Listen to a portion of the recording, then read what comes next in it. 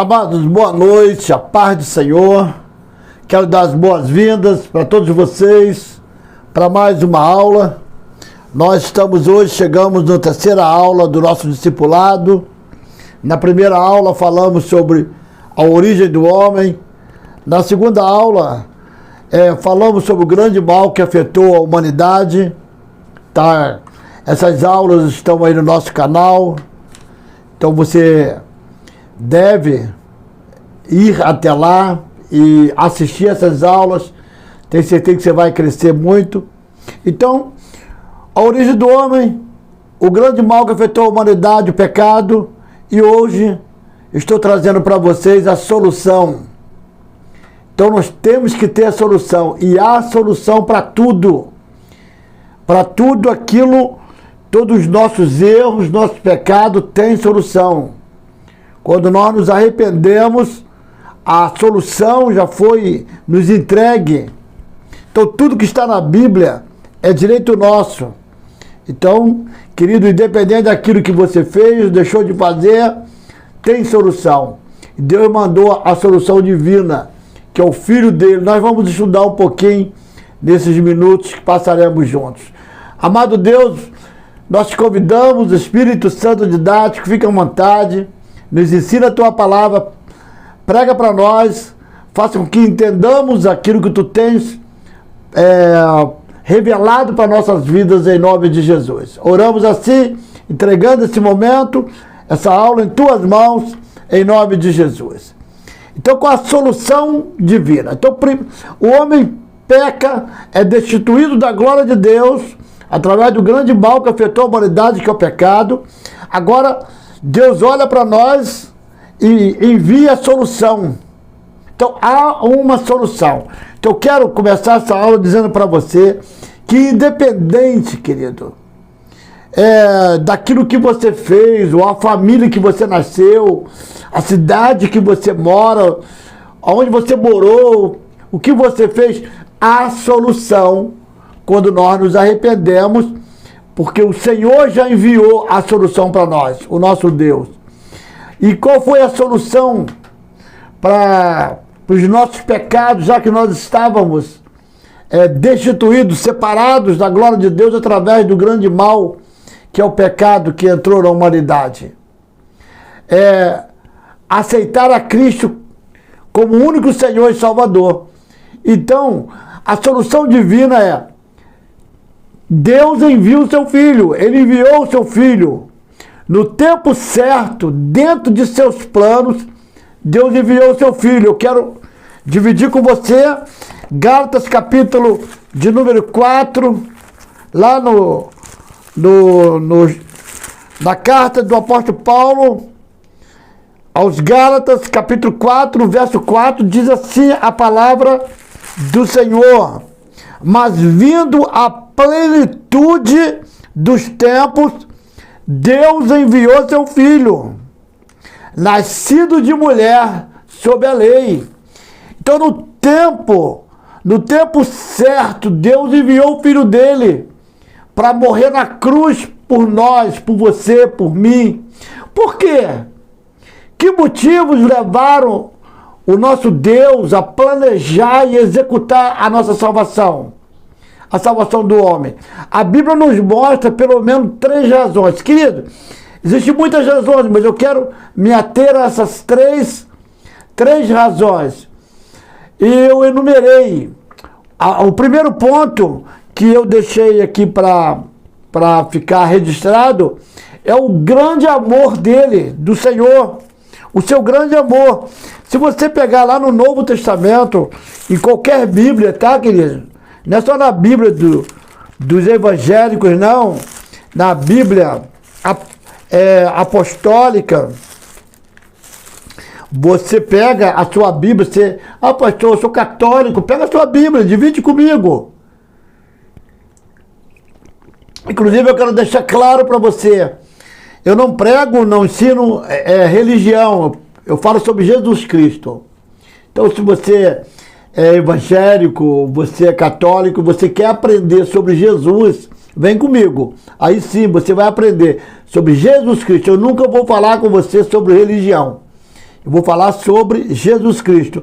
Então, qual foi o motivo, quais os motivos que levaram o Senhor a planejar e executar a salvação do homem?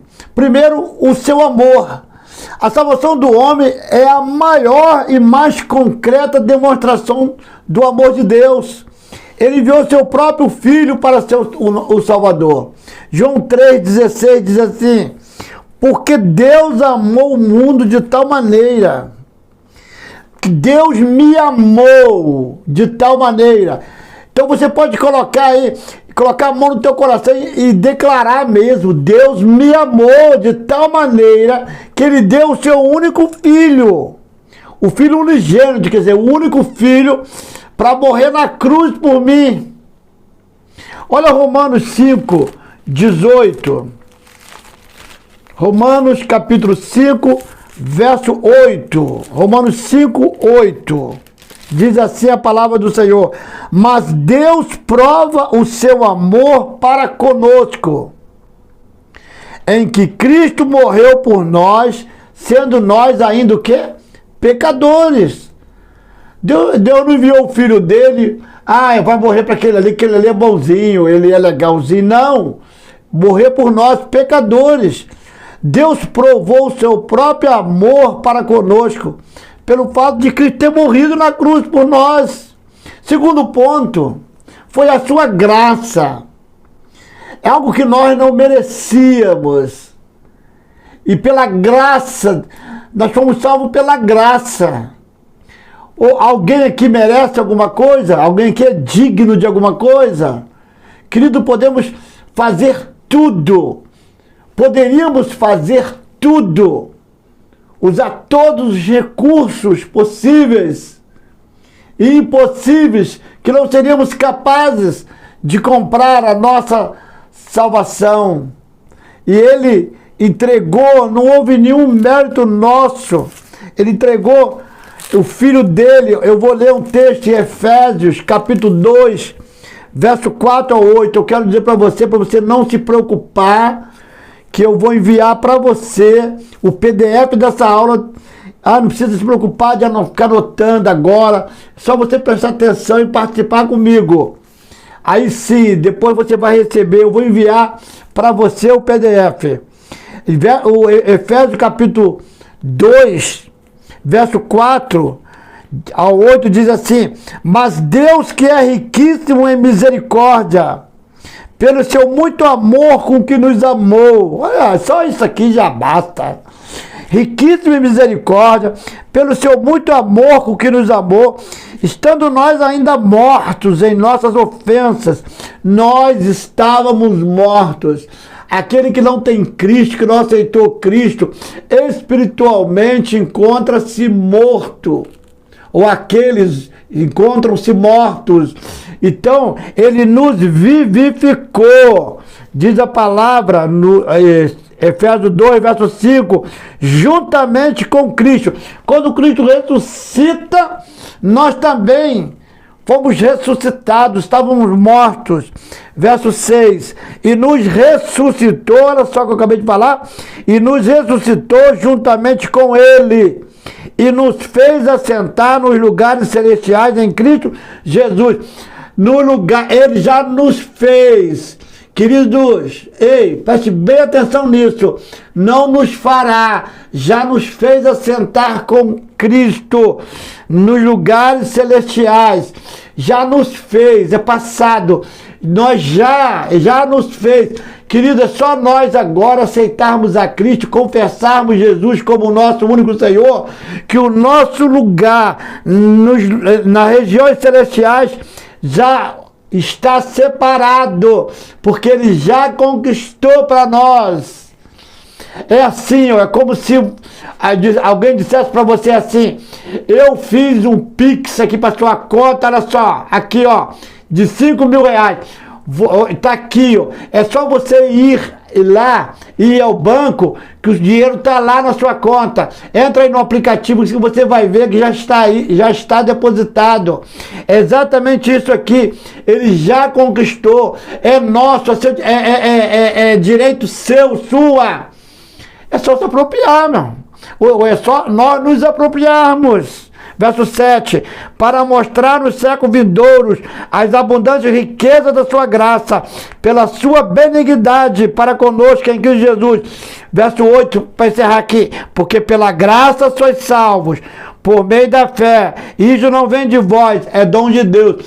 Você é salvo, eu sou salvo pela graça, pelas ricas misericórdias do Senhor. E por que ele fez isso? Para nós cumprirmos a sua vontade. Ou você foi salvo para cumprir a vontade do Senhor. Deus queria para si um povo que praticasse as boas obras. Olha só aí mesmo em Efésios, no mesmo capítulo 2, verso 10. Diz assim, porque somos feitura sua, criados em Cristo Jesus. Você pode repetir comigo aí? Eu fui criado em Cristo Jesus.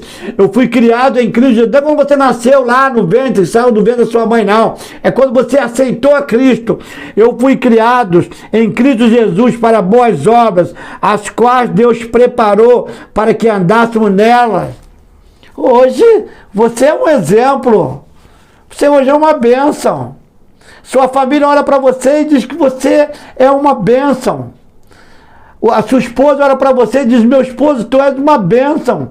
O esposo hoje olha para a esposa e diz, tu és uma bênção. Porque você foi criado, criado em Cristo Jesus para fazer isso, essas boas obras. Um povo que proclamasse ao mundo as suas boas qualidades. Você foi chamado para isso. Está lá em 1ª Epístola de Pedro, no capítulo 2, verso 9, diz assim, ó, mas vós sois a geração eleita, o sacerdócio real, a nação santa, o povo adquirido, para que anuncieis as virtudes daquele que vos chamou das trevas para a sua maravilhosa luz. Nós estávamos em trevas, Deus nos chamou para a luz. Agora nos chamou para quê? Para ficarmos escondidos? Não, é para proclamar, para falar do amor dele, para ser exemplos. Nós precisamos disso, dar bom testemunho. E que fosse testemunho do seu amor e bondade, Atos 1:8. Em Tito capítulo 2, verso 4, verso 14. Tito 2, verso 14. Diz assim, ó, a palavra do Senhor. Diz assim. Vou aqui, ali que eu anotei. E assim mesmo se deu por nós, a fim de remir-nos de toda iniquidade e purificar para si mesmo um povo exclusivamente seu. Você é exclusividade de Deus. Você é possessão peculiar. Você é a menina dos olhos de Deus, intocável. Portanto, os propósitos de Deus, ao enviar Jesus Cristo ao mundo, foram demonstrar seu grande amor, manifestar sua misericórdia, escolher para si um povo exclusivamente seu. E você é um escolhido, você é uma escolhida do Senhor. Toma posse disso nessa noite, desse discipulado. Guarde mesmo no teu coração a obra realizada pelo Filho. Para realizar a obra da salvação, Jesus Cristo se humilhou. A humilhação de Cristo pode ser vista nos seguintes estágios. Primeiro estágio, a encarnação. Ele se fez homem. O Deus deixou a glória dele. Ele se fez homem e habitou no meio de nós. Ele nasceu de uma mulher, de uma virgem. Se fez carne. Essa foi o primeiro estágio da humilhação de Cristo. Evangelho de João, capítulo 1, verso 14. Mais uma vez eu vou repetir, vou te dar tudo isso anotadinho para você. Tudo anotadinho para você, tá? Se eu não enviar, me cobra, tá bom? Porque eu estou numa correria que só Deus sabe. João 1,14. E o Verbo se fez carne e habitou entre nós, E vimos a sua glória, como a glória do unigênito do Pai, cheio de graça e de verdade. Olha, eu vou ler o verso 1 de João 1. No princípio era o verbo estava com Deus, o verbo era Deus. Então o verbo é Jesus. O verbo se fez carne e habitou entre nós. O verbo veio, se fez carne. A encarnação significa que Jesus Cristo tomou a natureza humana completa. Além da sua natureza divina, esse foi o modo pelo qual ele se tornou realmente um membro da raça humana, tendo nascido de uma mulher. Mateus 1. Eu vou ler, já que está voltando aqui João. Antes de João é Lucas, né, amado? Lucas 1:34, primeiro, Lucas 1:34, olha só, 1:34, e disse Maria ao anjo, como se fará isto, visto que não conheço o varão? Como se fará isso? Porque o anjo veio falar para ela, e ela falou, como ter um filho? Vai nascer de você, você vai gerar um menino que é Jesus Cristo. Esse que veio para salvar o Edir, não o pastor Edir, veio para salvar o Edir, tá? Veio para me salvar. E eu aceitei. Agora aquele que, é igual João 3,16 que nós lemos. Deus amou o mundo de tal maneira que ele deu o seu Filho unigênito para que todo, olha só a condição, é condicional, para que todo aquele que nele crê não pereça, mas tenha o quê? A vida eterna. E o que não aceitar? Não vai ter a vida eterna. Automaticamente terá o quê? Morte eterna. Mateus 1, verso 20, diz que, e projetando ele isto, eis que em sonho lhe apareceu um anjo do Senhor, dizendo, José, filho de Davi, não temas receber a Maria, tua mulher, porque o que nela está gerado é do Espírito Santo. Fique tranquilo, José. Está gerado, e Maria é do Espírito Santo. É ele que veio para morrer, se entregar. Mataram Jesus. Não mataram Jesus, não. Jesus se entregou na cruz por nós. Os romanos mataram. Não.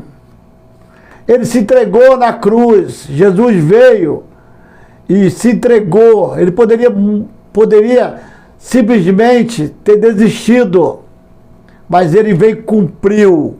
Se fez maldito em nosso lugar, está lá em Gálatas, capítulo 3, verso 13. Ele se fez maldito em meu lugar, porque está escrito, maldito todo aquele que for pendurado no madeiro. A morte, Cristo enfrentou a morte física, mas não morreu em consequência de uma enfermidade, de um acidente, ou por ser um assassino. Sua morte foi decretada por uma sentença judicial. Foi julgado e sentenciado por um juiz romano, sendo assim contado entre malfeitores. Morreu, foi contado entre os malfeitores, por isso que ele foi crucificado entre dois ladrões. O da direita, que é o Dimas, né? E o da esquerda não tem nome. Foi julgado, aí Jesus sofreu a morte maldita destinada aos criminosos, mas assim satisfez a exigência da lei, tendo se tornado maldição por nós, como está escrito em Deuteronômio 21, 23, que falando sobre a lei, e Gálatas 3,13, que eu citei antes, que diz que ele se fez maldito em nosso lugar, porque está escrito, maldito todo aquele que for pendurado no madeiro.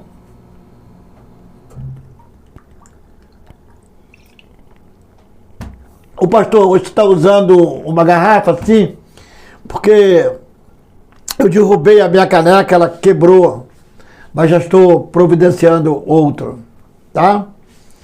Do ministério. Na próxima aula, quinta-feira, deixa eu falar uma coisa para você. Quinta-feira agora, eu vou dar um resumo do livro de Obadias. Lembra de uma coisa? Obadias é só uma página, tem 21 versículos. Eu acho que você nunca estudou o livro de Obadias. Eu vou dar uma aula quinta-feira, um resumo desse livro, uma página, mas eu vou dar um resumo, talvez uns 40 minutos, dentro dessa uma página. Mas como você vai aprender? Tenho certeza que você vai falar, uau! Eu não imaginava que uma página, 21 versículos, teria assim, tanto conteúdo. Eu vou trazer para você na quinta-feira. Não perca não. Vem comigo na quinta-feira, 8 horas, estudar, dando continuidade, o resumo da Bíblia. Lembra que nós começamos lá em Gênesis, já estamos agora em Obadias. Todas essas aulas estão lá no nosso canal, está aí. É só você entrar e acessar a aula e estudar. Ah, mas eu ainda não tenho o PDF. Entre em contato comigo. Eu mando para você, tá bom? Não há problema, tudo tranquilo. E primeiro foi a encarnação, o sofrimento dele, a morte que nós acabamos de falar e o sepultamento. Esse último estágio da humilhação do Senhor, seu corpo baixou a sepultura. A volta do homem ao pó é para o castigo do pecado humano. Tá? Hebreus 9, 27 diz que ao homem está ordenado morrer uma vez. O pó volta ao pó, o espírito vai a Deus. É uma ordenança. E Jesus foi sepultado. Mas não adiantaria nada se ele não tivesse vencido a morte. E ele venceu a morte. Ele morreu. Olha só, ele morreu, foi sepultado como filho único. Agora ele ressuscita, não mais como filho único. Ele ressuscita como primogênito. O que é isto? O filho mais velho. Ué, pastor, quem são os outros filhos? Coloca o dedinho assim e fala assim, sou eu. Pode falar mesmo. Eu sou irmão. Eu sou irmã de Jesus. Ele é meu irmão mais velho. Tá bom? Jesus Cristo ressurgiu dentre os mortos. Esta é uma verdade incontestável. Primeiro, que ele mesmo previu a sua ressurreição. Tá? Ele mesmo. Eu quero ler aqui Mateus capítulo 12. Ele mesmo falou sobre a ressurreição dele. Olha só. Capítulo 12 de Mateus, verso 40. Pois, olha o que ele falou. Pois como Jonas esteve 3 dias e 3 noites no ventre da baleia, assim estará o Filho do Homem 3 dias e 3 noites no seio da terra. Ele falou assim, ó, da mesma forma que Jonas ficou 3 dias e 3 noites lá no ventre do grande peixe, um Dag Gadol, que é grande peixe em grego, alguns tradutores falam baleia, mas há uma discussão, mas foi baleia mesmo. Da mesma forma que ele ficou, o Filho do Homem, quer dizer, o Filho de Deus, vai ficar 3 dias no seio da terra. E ele ficou. Também a ressurreição dele foi testemunhada por anjos. Aqui mesmo em Mateus 28, verso 6. Tem outros textos que eu vou mandar para você no PDF, tá? Só por eu não me ater muito tempo, para a gente ficar com uma aula curta. Mas você depois vai ter o privilégio de pegar todos os textos, tranquilinho. Aí, foi testemunhada por anjos. Mateus 28, verso 6, olha só. Ele não está aqui, porque já ressuscitou, como havia dito. Vinde, veja o lugar onde o Senhor jazia. Ele não está aqui. Ele falou que iria ressuscitar. Aí ele não está aqui, já ressuscitou. Verso 6. Vinde, e depois imediatamente dizer ao seu discípulo que já ressuscitou. E eis que ele vai diante de vocês para Galiléia. Tá bom? Foi visto e ressurreto pelos apóstolos. Ele apareceu, depois ficou 40 dias aqui, foi testemunhada pelos apóstolos.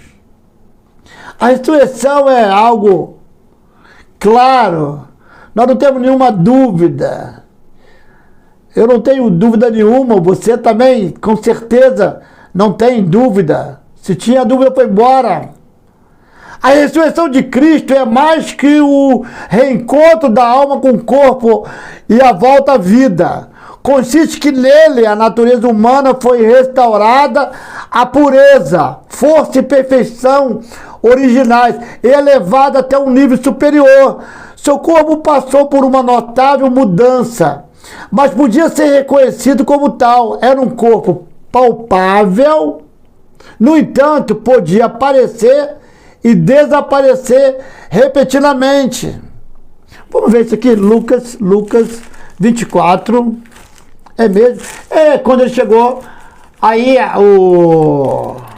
aquele discípulo que para acreditar tinha que ver, ele falou, eu só acredito vendo. Ele falou, tá aqui, ó, as minhas mãos aqui, pode palpar.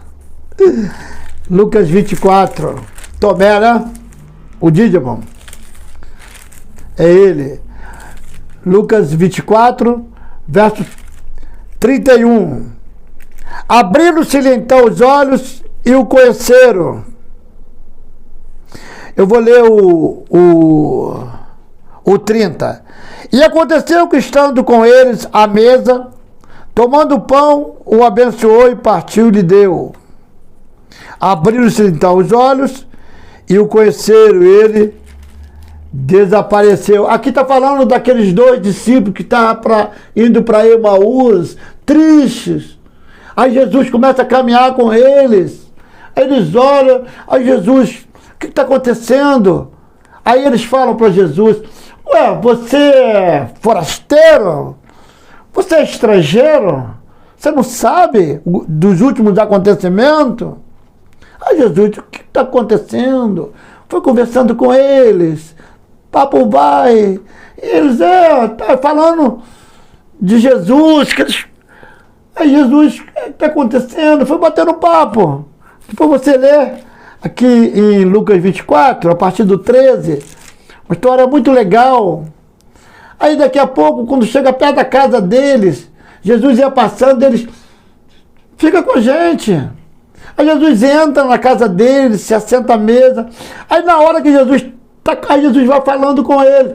Aí na hora que Jesus corta o pão, aí os olhos abrem. Querido, a grande chave está aí. Pessoas tão próximas de Jesus, mas os olhos estão fechados. O que Jesus quer é que abramos nossos olhos e o enxerguemos. Aí quando eles olharam, é Jesus, cara. Olha, quando ele falava, os nossos corações ardiam. Ai, irmãos. Ai, irmãos. Verso 36 aí de Lucas 24. E falando ele destas coisas, o mesmo Jesus se apresentou no meio deles e disse, paz seja convosco. Aí Jesus aparece para os discípulos. Verso 39. Veja as minhas mãos, os meus pés, que sou eu mesmo. Apalpai-me e vede, pois um espírito não tem carne nem osso, como vede que eu tenho. Pode me apalpar? Jesus ficou, aí ao mesmo tempo ele subia. Vamos andar mais um pouquinho para a gente terminar. A ascensão, ele subiu aos céus, pode ser chamada de um complemento ou a finalização da ressurreição. A Bíblia traz prova da sua ocorrência. Estavam todos eles assim. Eu gosto muito desse texto. Eu quero ler com você. Atos. Lá no livro de Atos, no capítulo 1. Eu gosto muito desse texto porque quero chamar a sua atenção aqui. Aí, a partir do verso 8 do capítulo 1 de Atos, diz assim: mas recebereis a virtude do Espírito Santo, que há de vir sobre vós, e ser-me-eis testemunha, tanto em Jerusalém, como em toda a Judéia e Samaria, e até os confins da terra. E quando dizia isto, Jesus, tá? Vendo eles, foi elevado às alturas. Olha só. E uma nuvem o recebeu, ocultando-o a seus olhos. Ficaram olhando. Jesus foi subindo, aí uma nuvem o recebeu, e aí ele sumiu. E não viram mais, ficaram olhando. Olhando.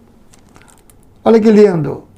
Estando com os olhos fitos no céu, estou lendo Atos 1:10, quando ele subia, eis que junto deles se puseram 12 varões vestidos de branco, os quais lhe disseram: varões galileus, por que estáis olhando para o céu? Olha agora, esse Jesus, que dentre vós foi recebido em cima no céu, há de vir, assim como para o céu ouviste ir. Vocês estão olhando? Esse Jesus que foi recebido no céu, há de vir da mesma forma que ele foi. Isso quer dizer o quê? Visível aos olhos. Não vai ser nada escondido, não. É aos olhos, será visível. A volta de Cristo será algo visível.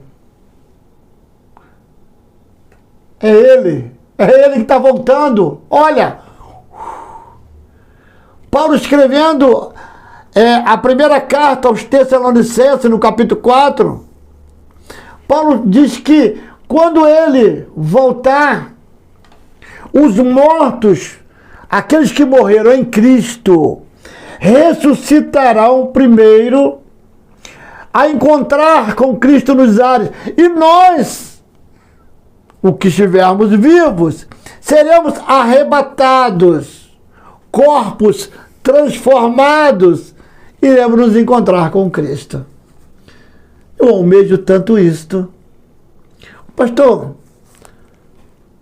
você não quer continuar vivendo?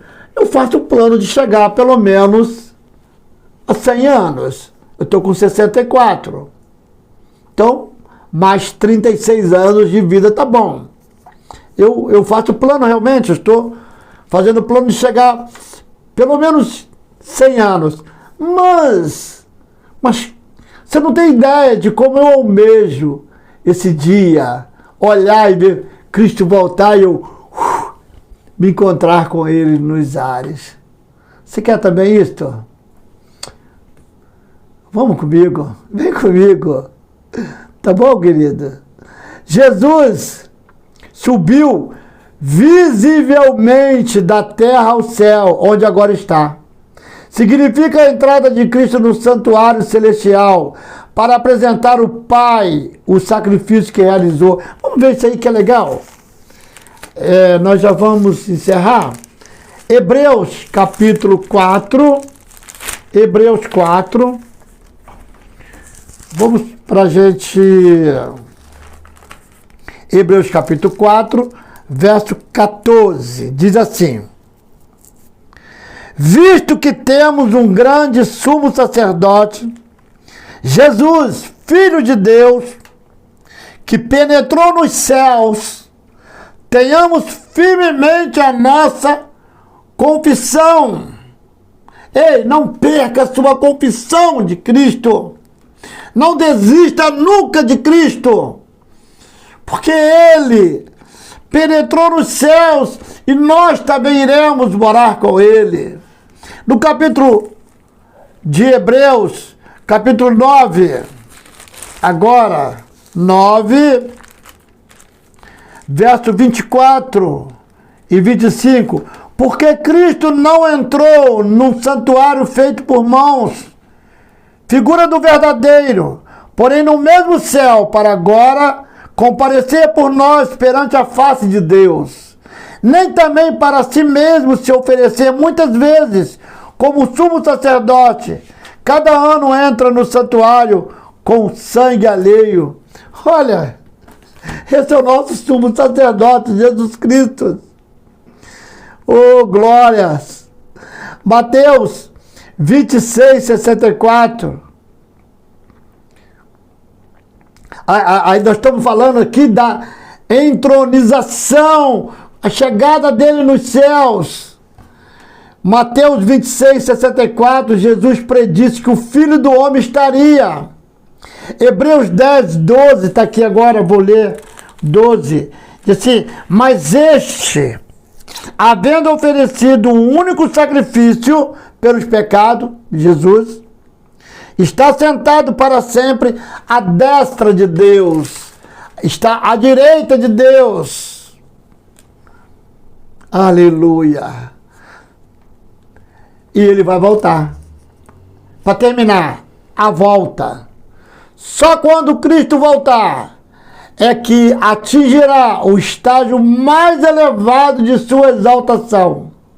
Ele voltará de forma física e visível. Nós acabamos de ler Atos 1, verso 11.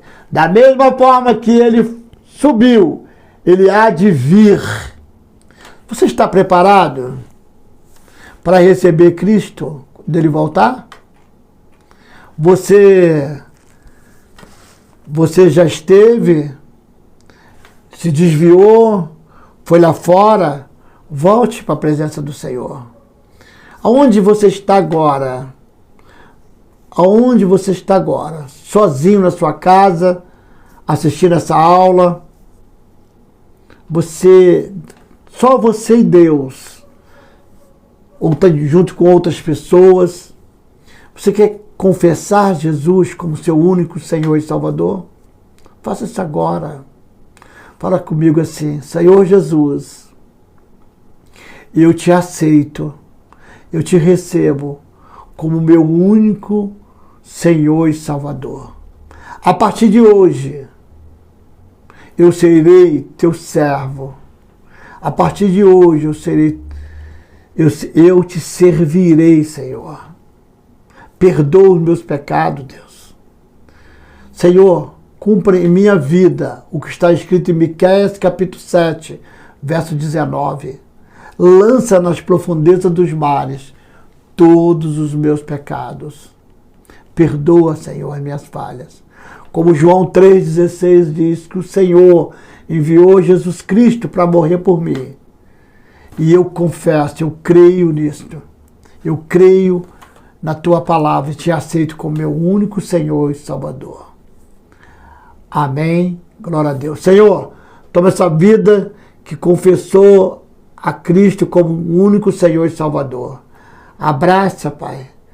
Abraça-o. Abraça, Senhor, esta mulher, este homem. Cuida deles. Escreva o seu nome no livro da vida. Paulo escrevendo a Timóteo, na primeira epístola, no capítulo 2, Senhor, verso 5, Paulo diz que há um só Deus e um só mediador entre o homem e Deus, Jesus Cristo. E nesta noite, nós confessamos Jesus Cristo como nosso único Senhor e Salvador. Assim nós oramos, entregando as nossas vidas diante do Senhor, em nome de Jesus. Amém, amados? Que Deus te abençoe. Terça-feira que vem nós teremos mais uma aula do nosso discipulado. Mas antes, na quinta-feira, como eu falei anteriormente, nós estaremos aqui com mais um estudo, um resumo da Bíblia, do livro do profeta Obadias. E você vai aprender, eu tenho certeza, aprender bastante comigo na quinta-feira. Que Deus te abençoe, que Deus nos abençoe e nos dê uma noite na graça e na paz. Fiquem todos com Deus. Está encerrada a nossa aula, em nome de Jesus. Amém.